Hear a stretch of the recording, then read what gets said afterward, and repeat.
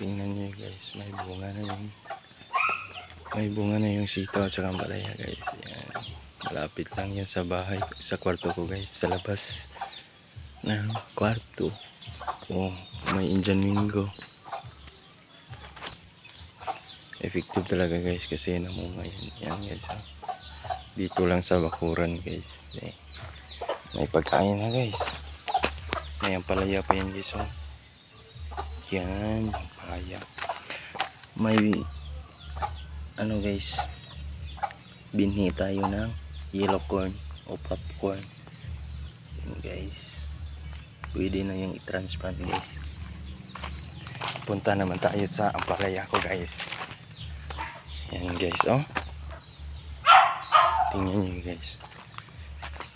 Yan, umakyat na sa tuktok.